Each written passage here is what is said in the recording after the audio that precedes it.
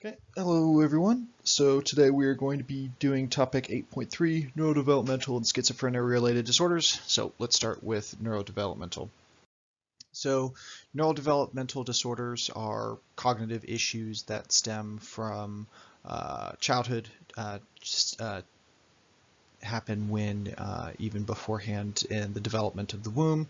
And so you'll see all of this in early childhood, or you'll begin to see the problems in early childhood, unlike a lot of the other disorders which you'll find later on in life. These disorders are disorders that will generally impact them for the rest of their life, but oftentimes we see this early on, and it mostly has to do with improper brain development and things not forming quite properly. So three major ones: intellectual disability, autism spectrum disorder, and then attention deficit and hyperactivity disorder. So the first one is intellectual disability. The simplest way to put this is people on the spectrum are lacking in intelligence, and you can see this on this left-hand side in the picture. In the picture here, where we are kind of classifying the severeness of the disability. The parameter obviously in the IQ test is 70 and below, which is falling into, like, once you intellectual disability out of 7 is that second is past second standard deviation, excuse me. It's in that second, or it's past that second standard deviation, so you're getting farther and farther along. And so this has, varying levels of disruption to the person. Obviously, remember, when we're talking about these psychological disorders, we're looking at a disruption in their daily life and how they function, how they do things. And so when you are looking at intellectual disability and you're looking at this 49 to 70 range, mild intellectual disability, this is, if you've ever seen the movie Forrest Gump fell into this range with his intelligence, just mild intellectual disability. Still can function, but things just work much slower.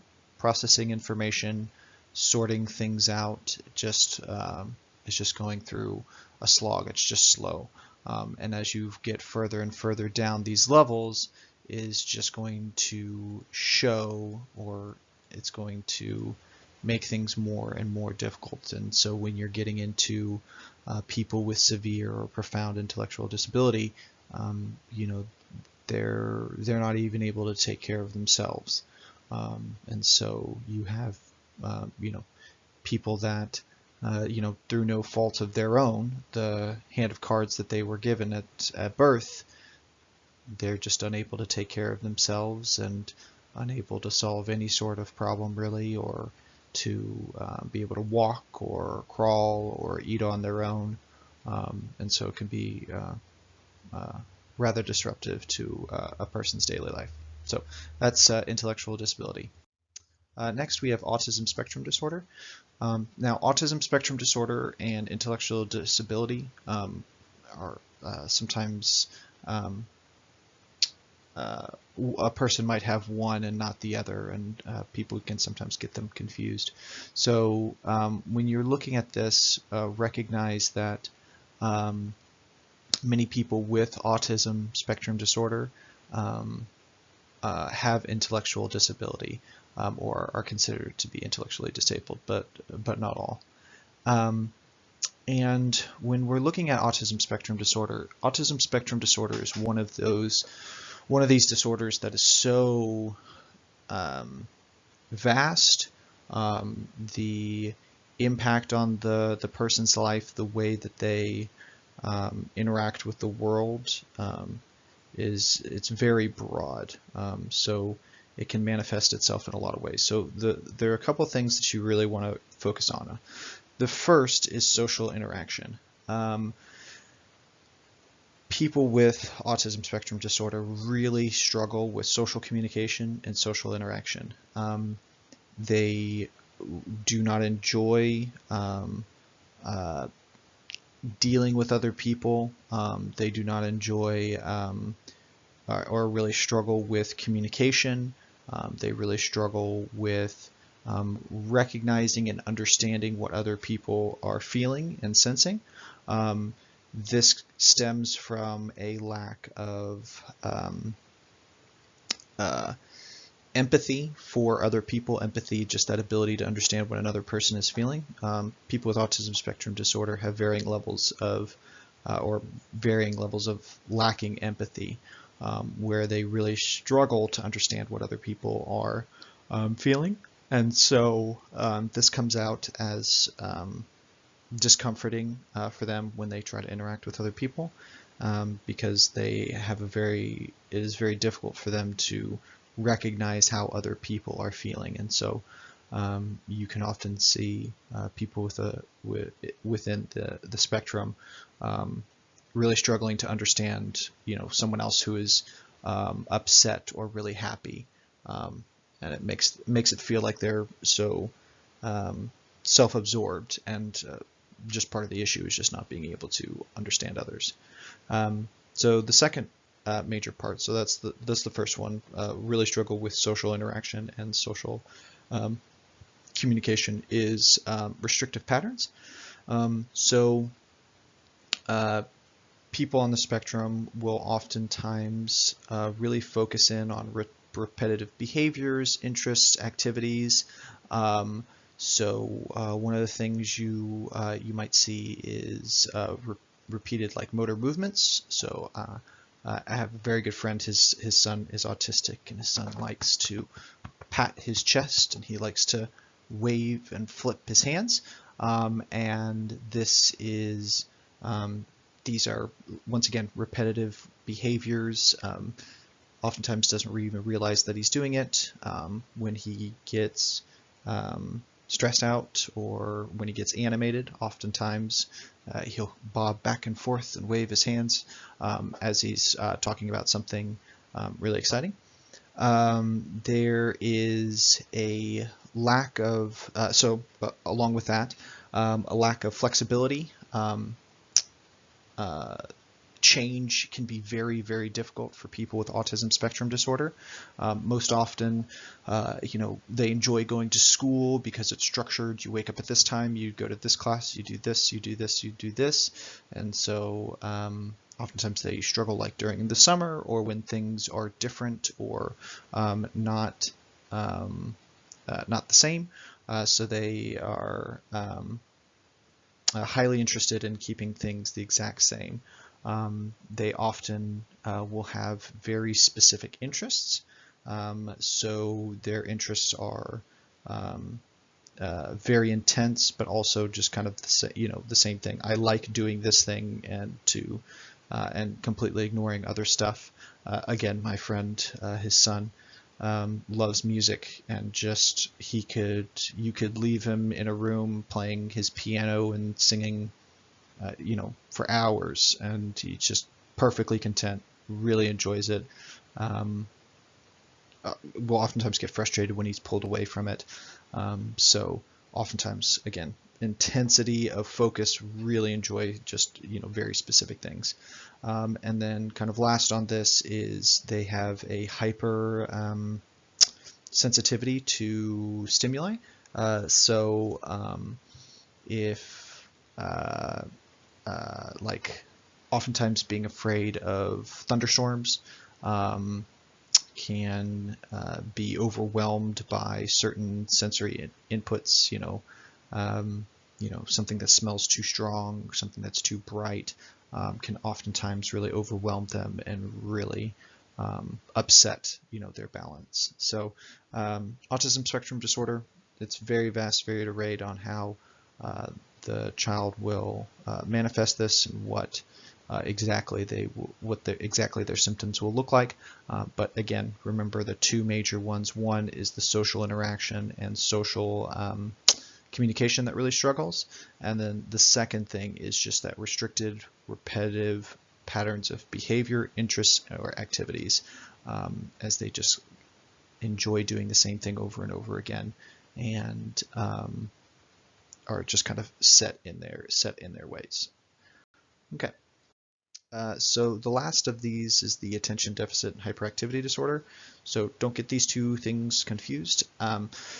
Attention deficit disorder, hyperactivity disorder, they're two different disorders, but oftentimes they are, oftentimes this is what we would call something that is comorbid, where a disorder, you have like two disorders, and oftentimes two disorders at the same time, and oftentimes they play off each other. They make each other worse.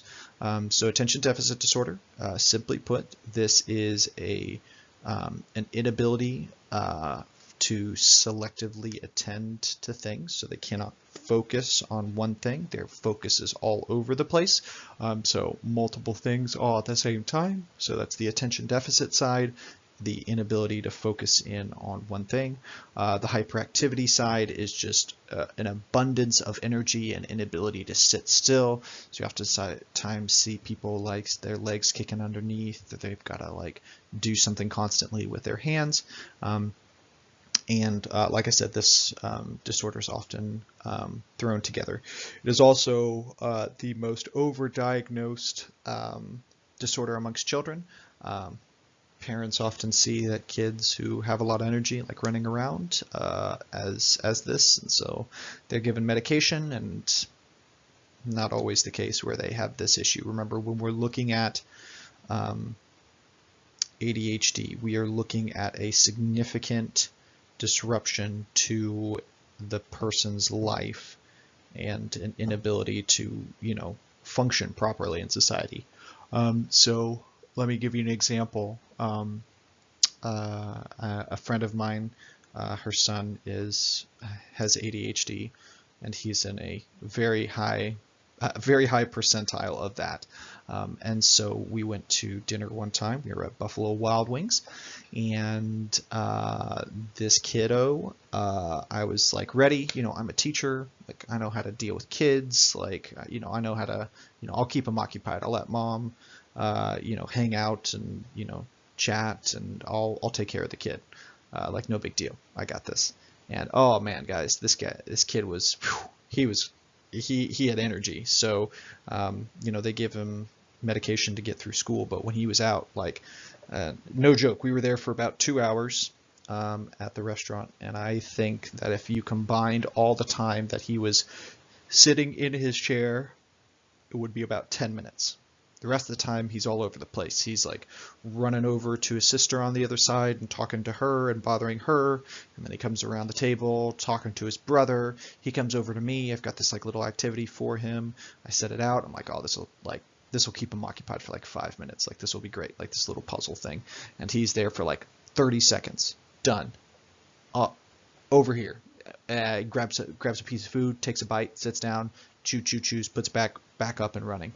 And just couldn't get him to attend to one thing for any period of time, and he just had energy to spare. Just had energy. Just couldn't sit still. Couldn't stay put. So that is a combination of ADHD, attention deficit and hyperactivity disorder. Remember, they are two separate disorders, but oftentimes they come together, and they like us talking about them together.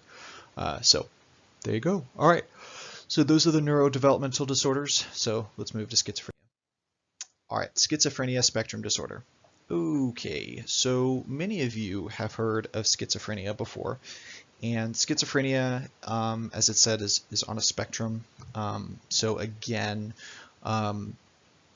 this is a varied disorder with lots of different moving pieces. Now, specifically, we're going to look at 5 symptoms of schizophrenia. Okay, there are 5 total symptoms of schizophrenia, and each of them have, lots, again, more variation. They're, how they're explained or how it manifests in a person is not always going to be the same. So we have 5 major symptoms for schizophrenia, and so we're going to go through all of those, and that should help us kind of understand what's going on here. So the first of these symptoms are known as delusions. Delusions, or sorry, I'm in the way here, but delusions or false beliefs. I don't know if I can move myself.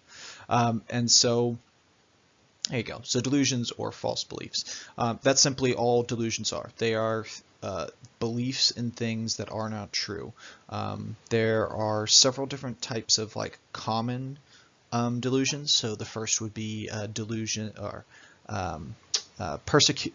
persecutory delusions. The belief that people are out to get you.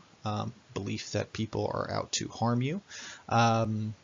Grandiose delusions, believing that you as a person are more powerful or more interesting. I am God, I am the Queen of England, I'm an Olympic gold medalist, just believing you are more than what you really are.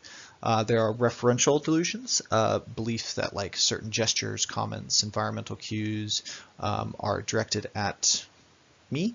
So and basically what ends up happening is, they will see people like in a conversation and look over at them and they'll believe, okay, well, that person's talking to me, or that person believes that I am, or I believe that person is having a conversation or thinking or, looking in my direction because they are, concerned about me, and all of these delusions can really play off themselves.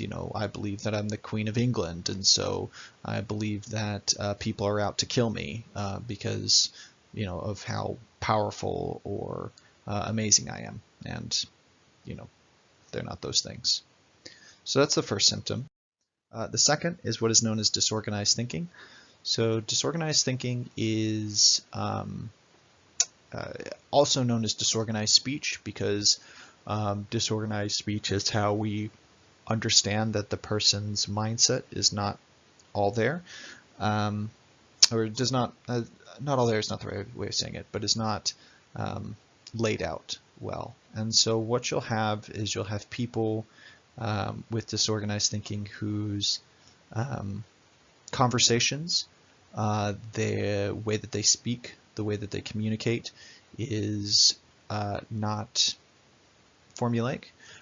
When I am attempting to have a conversation, there's the flow of your conversation, and for people with disorganized thinking, there's lots of different ways where this pops up, but they are unable to have that conversation or have that flow of consciousness. Their consciousness is scattered and all over the place. So what you might have is you might have a person who what they call a word salad, where their words are literally just, if you just took a paragraph, shook it up into a basket, and then pulled out 5 words and slapped it into a sentence, that would be it. They have a thing called clang associations, where they get like stuck on this word. So they might say, imagine the worst: systematic, sympathetic, quite pathetic, apologetic, paramedic, your heart is prosthetic, and just getting caught on that ick sound and saying it over and over and over and over again. So just their ability to communicate and to express themselves is just completely not there. So the last, well, not the last, but the third of the symptoms are hallucinations. So you all know what hallucinations are. This is basically sensing something that is not there. We most often think of it as seeing something that's not there, but when in reality, hearing things are the most common hallucinations. Basically, hearing and believing things that believing that they're hearing things that aren't actually being heard. They're not actual auditory noises. It's all happening in the person's head. And this can be very confusing. This can be very disorienting to the person with schizophrenia. Separating what is really being said versus the hallucination can often, for some, can be very, very difficult. Not knowing exactly if the words being said are, from someone outside, or if they are just themselves. And it can be very frightening and very difficult to kind of work your way through. So the first three you need to recognize are the most fundamental and the most important of the symptoms. So in order to be diagnosed with schizophrenia, you need to have 2 symptoms of schizophrenia. We've talked about 3. One of those 2 symptoms has to be either delusions, disorganized thinking, or hallucinations. Okay, so if you had the last 2, we'll get to the last 2, negative symptoms and grossly disorganized behavior. If you had both of those things, you would not be diagnosed with, if you had just those things, you would not be diagnosed with schizophrenia. In order to be diagnosed with schizophrenia, you need to have 2 symptoms. We've only talked about 3 so far. One of those symptoms has to be either delusions, disorganized thinking, or hallucinations. So that's why the first 3 are generally the most important or the most impactful in schizophrenia. So here are the 2. So next we have grossly disorganized or abnormal motor behavior. So, this one's really big, guys. Like this encompasses a lot of things. There's a whole disorder known as catatonia that falls within this, but it's also a completely separate disorder. It's basically just not having control of what you say or what you do physically. And so you can have people that are not acting properly in the specific situation, where they might be overly excited at a funeral, or they might cry when it is their birthday. Oftentimes they will be in situations, moving in situations that are or moving in ways that aren't normal for what you're supposed to be doing. These are just, more aspects. So grossly disorganized, abnormal motor behavior, it is simply saying, doing, moving in ways that just doesn't make sense for the situation. You can have people that are, waving their hands around or rocking back and forth. They can have compulsive movements that they just can't stop themselves from. Okay, so next we have, lastly, we have negative symptoms. So when we are looking at negative symptoms, we are simply looking at this idea that their emotional expression is extremely diminished. So if a patient has this specific symptom, they just don't react to things. They can be, for extended period of time, just not reacting to like, once again, it's like you tell them something that's really important and it's just a total flat line. So negative symptoms, this emotional flattening of just, there's no expression, there's no joy, there's no sadness, everything is just flat. And then you have what is known as avolition, which is a basically not doing anything. It is a decreased motivation for activity. And what you can have is you can have a patient that sits and or stands in one place for hours, where they literally will do nothing for an extended period of time. You can have a patient that will sit in a chair and not really be thinking, not really be doing anything, but just sitting in the chair, not moving, not interacting with the world around them. So again, these are all the different symptoms for schizophrenia. And again, in order to be diagnosed, you need to have 2 of the 5. One of those 2 must be one of the first 3. Okay. All right. Well, thanks a lot for stopping by. Y'all have a good one, and we will see you later.